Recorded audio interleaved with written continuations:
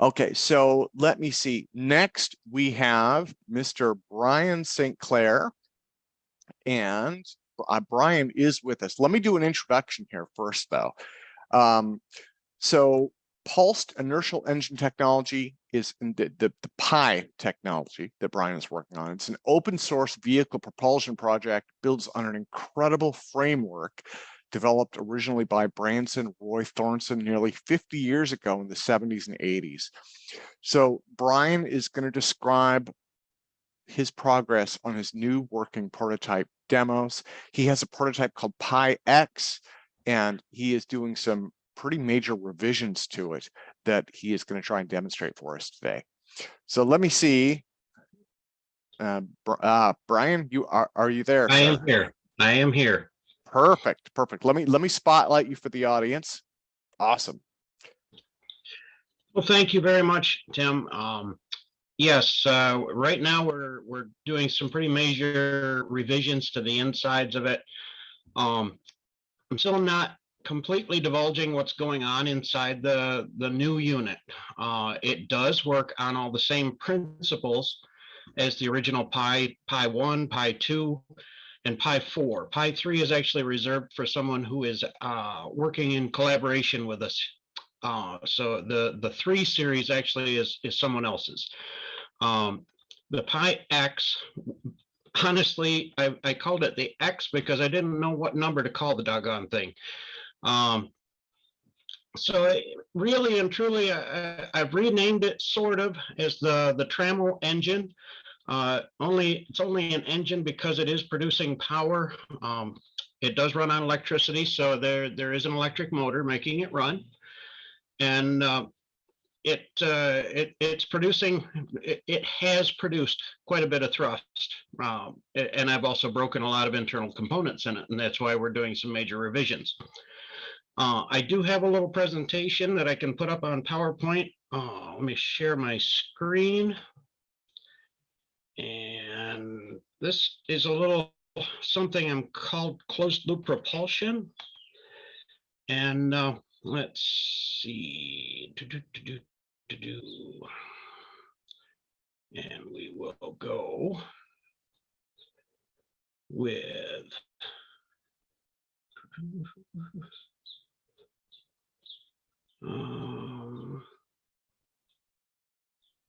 well, we can leave it pretty much the way it is, I guess. So anyway, I want to introduce closed loop propulsion. And Mike Mellia, you did a terrific job. I really like your system.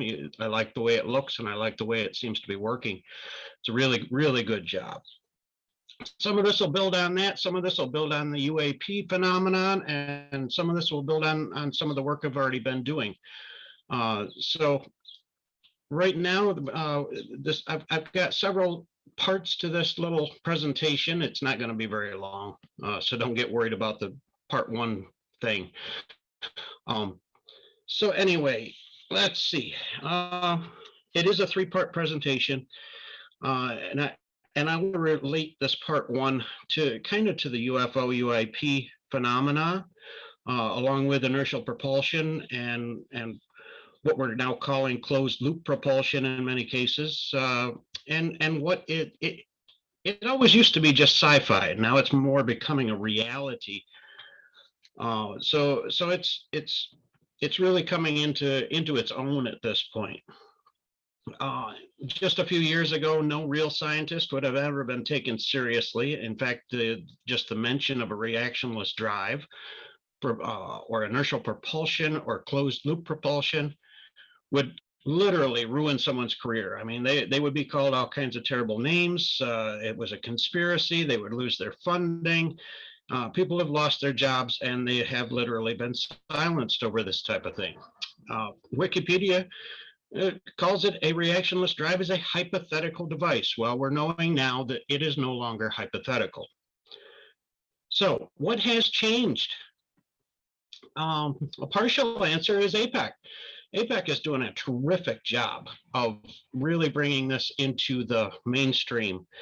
And along with the mainstream disclosure and revised terminology, where we call UFPs are now being called UAPs, and inertial propulsion, now being called closed loop propulsion. The concept, I guess my next question is the concept of closed loop propulsion being embraced or just tolerated? Are they only just tolerating us just because they haven't been able to figure out how to make us go away yet?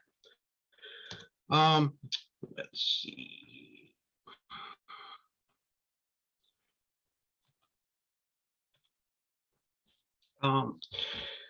It's still a steep uphill trek. Many years of absolute denial from the scientific community, just like we've had with the UAPs, mandated patent denials. I know we've heard from others who have said that they couldn't get a patent on any part of their device until they called it a teaching device or something else. Been a lot of smear campaigns used to discredit people who have built anything that mainstream science, well, just plain doesn't like. Eyewitness denial. I know very well that there have been people like Roy Branson Thornton who have taken those devices to large institutions. He's demonstrated them. They said, that's really neat. And then they turn around and said, no, it doesn't work. It's absolutely astounding how a successful demo unit is still publicly denied. There have been a lot of claims of being strong-armed into silence.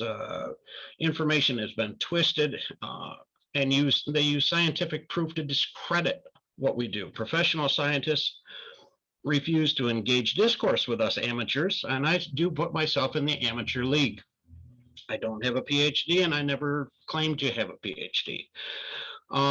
Statements like inventors aren't real scientists have been removing our credibility for well over 50 years.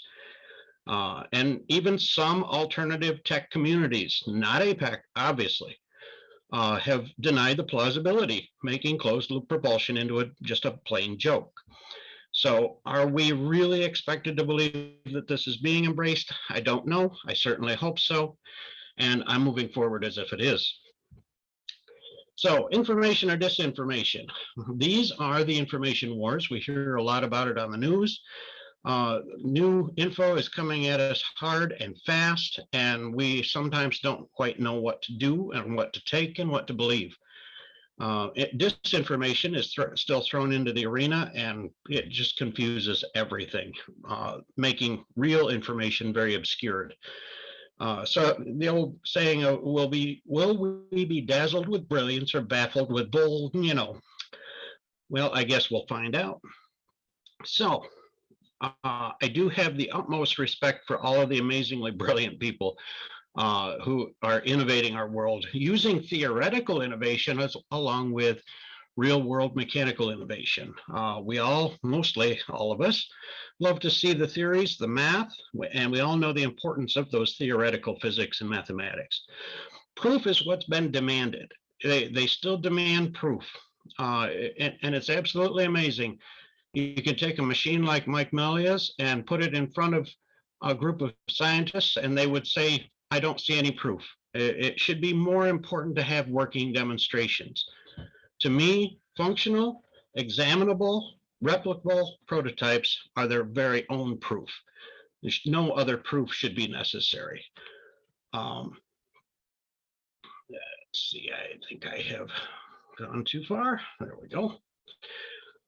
Extraordinary claims require extraordinary proof. That's been an old motto going along for a lot of years. I'm not here to prove anything. I'm only here to demonstrate what I've been able to accomplish. And I just want to define the difference between proof and demonstration, because to prove means that something is denoted that it has the assumption that something actually needs to be proven because it has been considered impossible.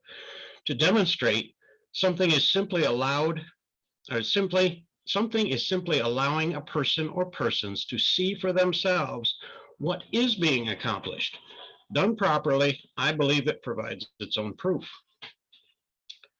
Do mainstream engineers with working demos and prototypes have to prove that they're real? No.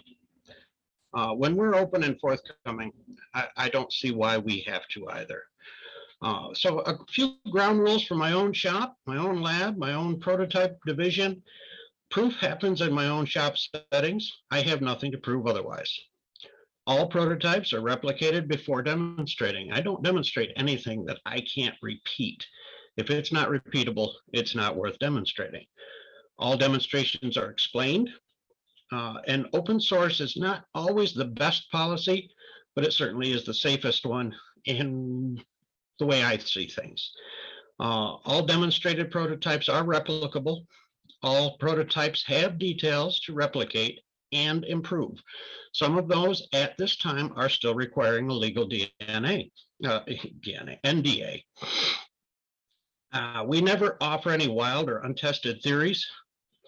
We never use personal education level for expert status. And we never state anything as being a fact unless we can back it up with absolute 100%.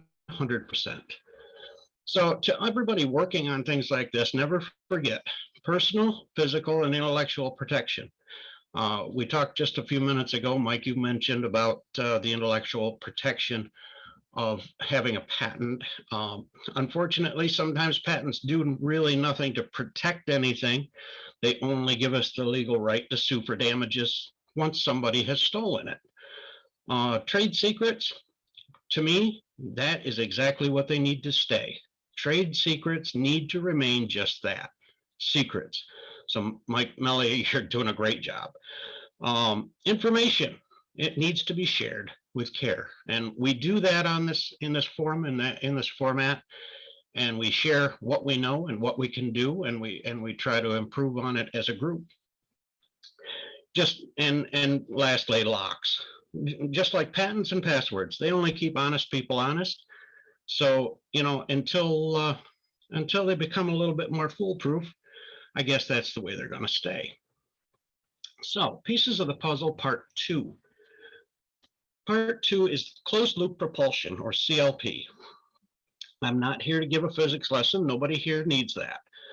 I'm not covering the experimental math or much actual math at all. This is based purely on actual direct experimental results, and anything theoretical will be identified very clearly as being an untested theory. So, ingredients that we need to create a closed loop propulsion machine. Some of us know these ingredients quite well. AM, or angular momentum, that is general, that it absolutely has to be within the machine. Compound angular momentum, which can be described as orbital. Angular velocity, which is not linear, and linear inertia, which is thrust and anti-reversion, which was also spoken of in the last presentation, where gravity tends to pull something back. That's the reversion. If there's any kind of a reverse pulse, it works with gravity to just counteract any forward movement we have. Rotational inertia is where we store the power in the unit, and centripetal and centrifugal force, they cannot work alone to make any of these units work. Now, T is something that we don't talk an awful lot about, but it is time. Time, and it's relative to the internal components of the unit. And that is what we have to build our angular momentum along with time in order to have a successful working unit. Some common confusion or commonly confused items in the prototypes: centrifugal force versus angular momentum. Centrifugal force is just that outward force. A lot of people even deny it, even today, still deny that it exists. Angular momentum, however, definitely exists. It's proven, it's seen, it's workable, and we can do the math for it. But we're not going to do that today. Angular momentum versus centripetal force. Same thing. Centripetal force, just the force trying to push away from the center. We need to use the angular momentum of that centripetal force. Linear momentum versus angular momentum. A lot of people still figure that you can't take an angular momentum and change it into linear, but we're proving that entirely wrong. Momentum versus velocity. Velocity builds momentum. But a lot of people say, well, we have to have momentum. And then they start ignoring the whole velocity thing. Velocity, as we know, is movement. It's movement in any direction, in any way, in any shape, any form. It can be vibration, it can be rotation, it can be sliding, spinning, hopping up and down. It doesn't matter what it is. It's movement will cause velocity, not to be confused, obviously, with speed of rotation.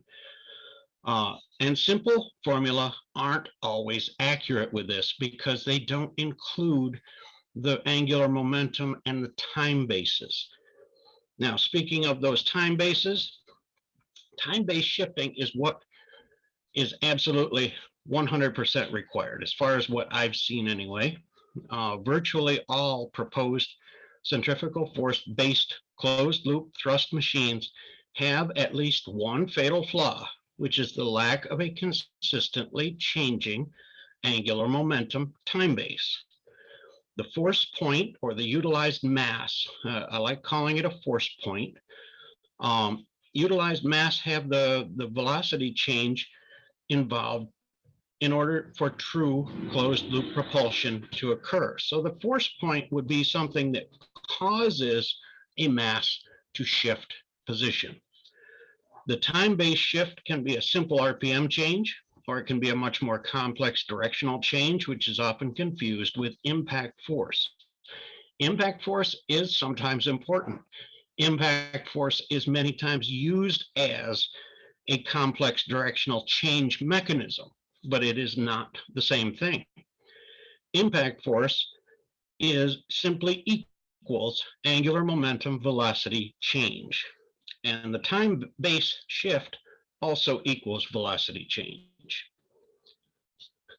Angular momentum, compounded momentum, time changes, they all equal advanced angular momentum with a time shift, or TAAM, TAM. Time advanced angular momentum.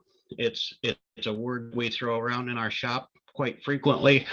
We want to make sure that we don't ignore it, that we have the proper TAM as we're moving through the angular momentum changes.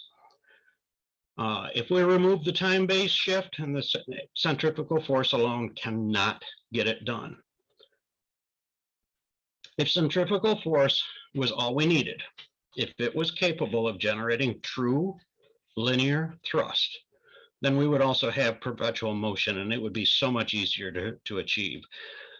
Simple gravity or a free-floating pinion, it would always be heavier on one side. It would make these wonderful perpetual motion machines that we know don't happen this way.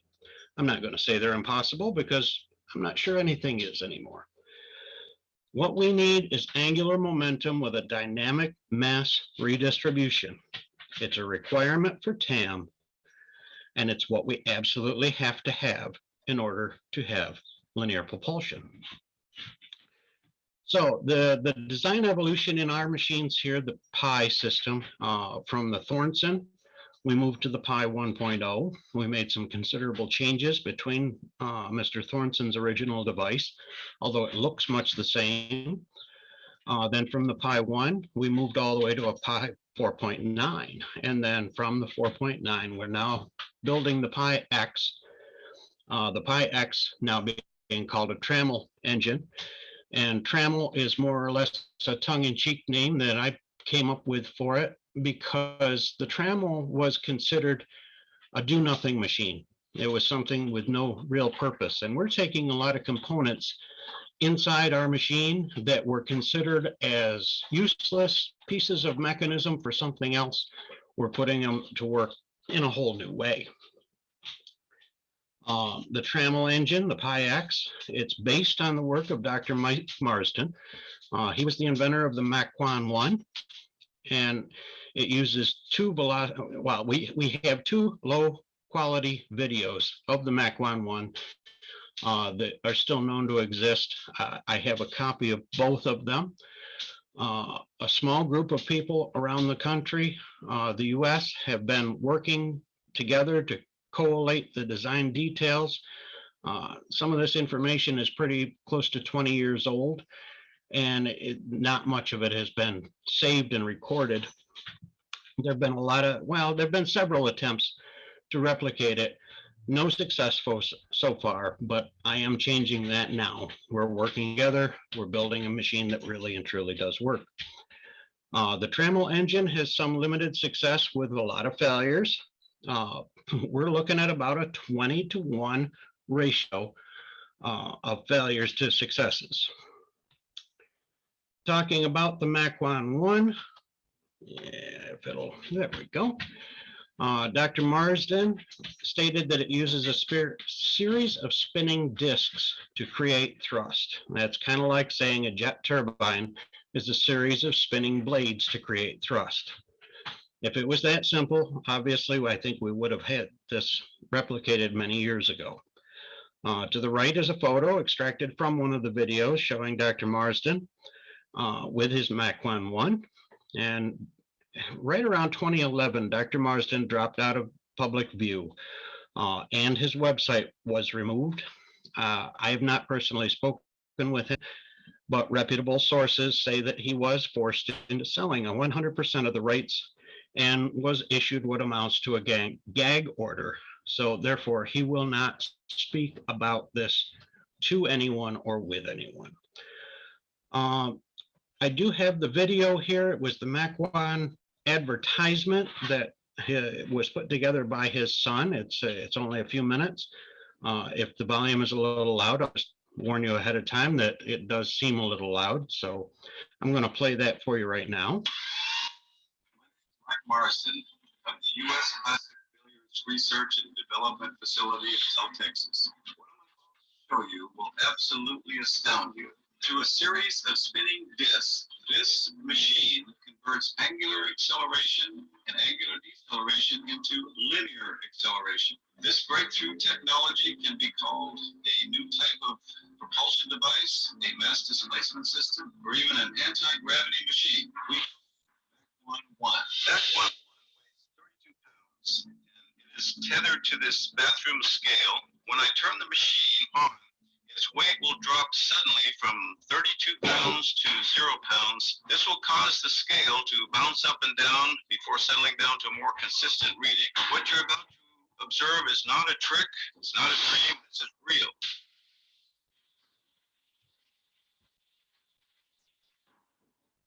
One was just now turning about 1,000 RPMs, and in earlier runs at higher RPMs, it literally I didn't mean for it to stop that way. That was entirely my fault. This will cause the scale to bounce up and down before settling down to a more consistent reading. What you're about to observe is not a trick, it's not a dream, this is real.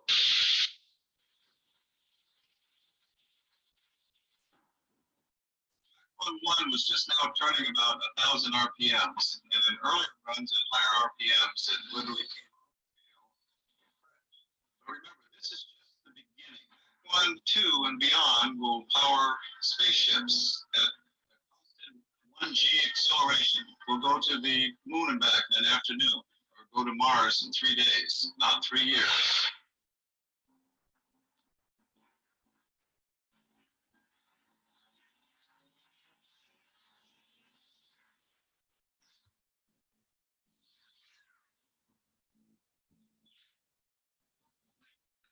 Okay, the earthport1.net website went down somewhere around 2012.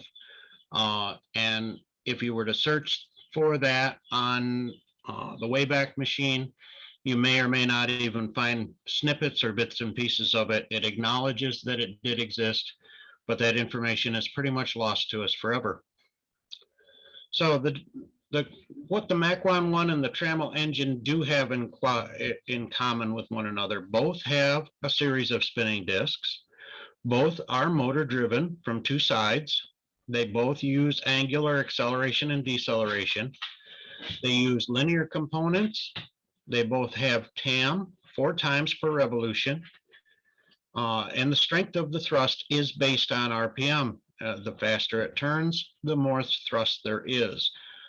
With the pi system, it always had to be kind of tuned to the harmonic resonance of the chassis it was hooked to, and thus we could come up with the most efficient speed to run it. This is truly a next level PI, or pulsed inertial engine. So on to part 3. I told you this wasn't going to be a terribly long presentation. First, we will take a quick look. Unfortunately, I have had to cover up some things, but if you compare the picture on the left with the picture on the right, during our last demonstration, the picture on the right, we had it covered up with cardboard, and you could see some physical levers that were moving up and down. We had some issues internally with the system kind of backfiring. Internal component would suddenly try to turn in the opposite direction. We would cause all kinds of absolute terrible damage. And some of that damage looked like that. So sometimes those changes that we've made had some less than desirable results. And so now, last for today's presentation, I do have a short 3-minute video where we compare the original PI system to Trammel-like designs. So here we go.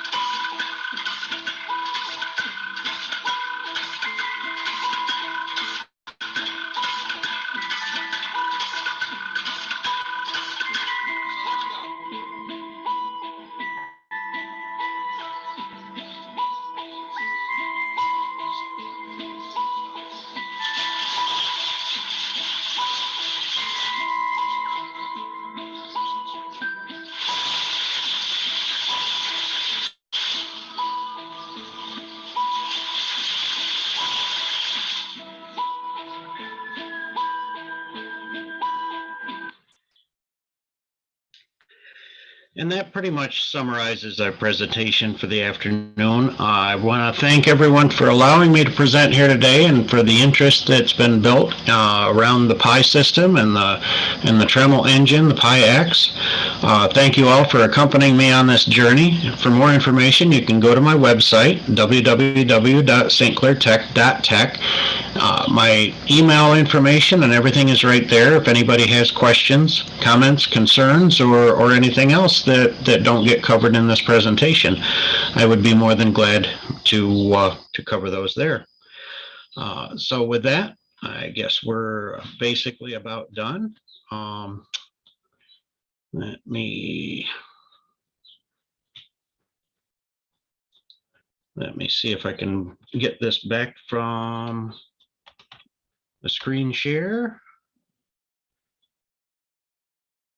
Stop the share. There we Okay. go. There we go. Yep. And I removed the spotlight too. So let me see. We are at the top of the hour. We could take a couple of questions. And actually we're way ahead of schedule. I didn't realize that. Mark said that he doesn't have anything for Stclairtech until 6:30, but I think so. I don't know. You guys messed me up with your time zone stuff. Hey, wait, Brian, you're in Nova Scotia, aren't you? No, I'm in New York. Oh, okay. So you're 3 hours ahead. I was gonna say Nova Scotia is like 4 hours ahead. There's no way I'm dealing with that time zone. I'm like, No, we're 7 o'clock here. okay, yeah. Well, let me see. Oh, Michael has his hand up. Hello. I was Hello. wondering if you considered suspending the machine from a helium balloon, something like that. I have. I've considered that. There have actually been a lot of considerations. I've also talked to Mark Sokol about it. He said that there is someone that we can get a hold of who could put it in one of the, I don't remember what they call it. It's a 0G dive in a plane. Where they go up extremely high and they go into a dive which simulates zero gravity. So we've considered doing that as well. I kind of wanted to get a little further along with the Trammel design first. We're getting awfully close. I mean, we've had it produce upwards of 9 to 15 pounds of thrust, but it kind of put itself apart right about that point. So we're beefing up the internals. We're rebuilding. We're making it a little bit better, a little bit stronger. I know I didn't present it here, but there is a video that I've just uploaded to YouTube that shows a different version of what we call the Lola, which was a linear oscillating linear device. And that kind of shows how the internals of the system work without showing how the internals of the system work, if that makes any sense.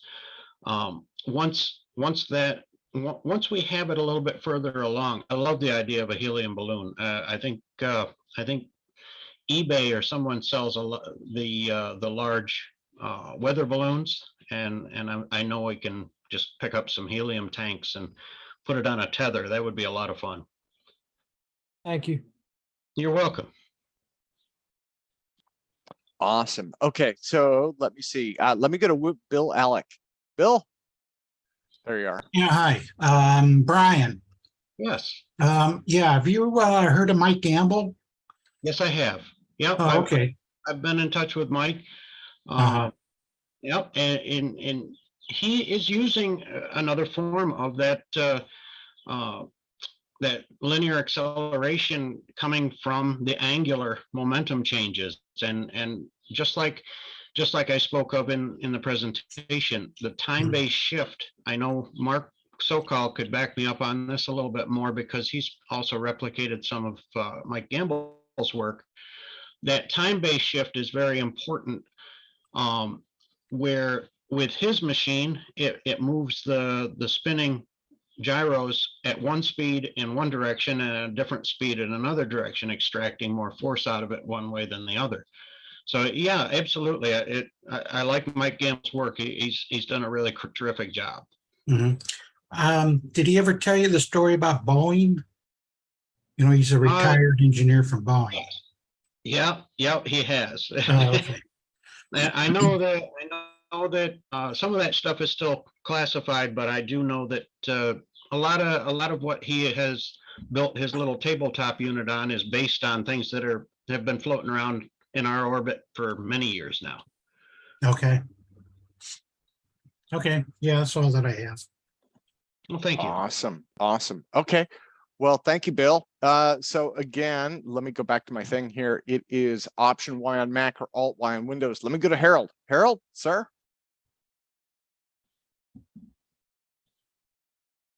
Well, hey, thank you for your presentation. That's wonderful to see your machine working. One question for you. what role does the gyroscopic forces play in your machine and the Pi-X? Are you using that or just purely centrifugal force? The gyro forces are being used, but not to as big an extent as the centrifugal force. The centrifugal force is storing the power to make the machine work and move. Gyroscopic force is being used, but only in the form of precession. The actual gyroscopic force of the unit is negligible in its own operation.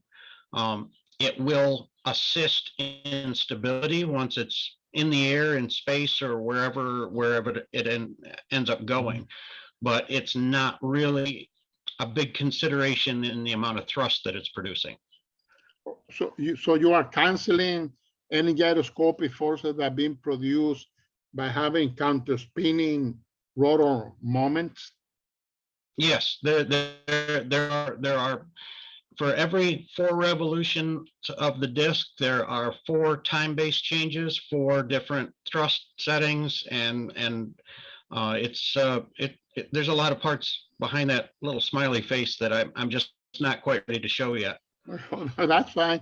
But the other question is that, have you done, close to the balloon test? Would be like a double pendulum test. Have you done any of that? And how many degrees does it deflect to one side? Well, I did it before I moved it the last time, and I've made some considerable changes since then. Deflection, we were getting close to 3 inches of deflection on a 15-foot drop, but that was right when some bad stuff started to happen inside it. It started making horrible noises, and I had to stop that test before I was able to get a video of it. I was also pulling about 9 pounds of thrust at that time. So it was considerable. It was good for an early run, an early test. We were still using external levers to try to eliminate some backfiring problems within it, where, like I said, there were some spinning pieces in there that would attempt to suddenly change direction because the sudden time-based change was so dramatic that they would literally reverse direction. So yeah, I noticed. Yeah. I noticed a lot of gear in there.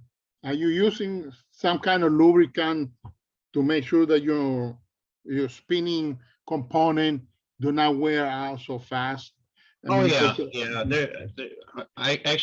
the Lubriplate black spray grease a lot. That stuff is terrible. You get it on your hands and it gets on everything. You can't even wash it off. But on the other hand, it stays put, and anything that slides, and anything that spins, and it stays in place pretty well. Oh, that's good. Well, thank you for showing that great presentation, and I hope you succeed on that one, because if you do, you're going to change a lot of minds, since inertial propulsion is considered to be very impossible. I mean, I know I did a lot of inertial propulsion experiment, and I wasn't that lucky. So I wish you the best. I've seen a lot of your YouTube videos. They're very impressive. I really enjoy seeing your work. That's what I did, because I failed with the initial propulsion. Patent office won't give me the patent. And so I'm moving to purely reactionless by electromagnetic forces. So, and I've been placing it, on YouTube to show, hey, there's something there. So, hey, thank you once again, and best of luck. I hope you succeed. Thank you very much. Interesting. There's all different paths. Harold, if you go to the other, if you go away from the mechanical stuff, I used to get shocked a lot, all the time.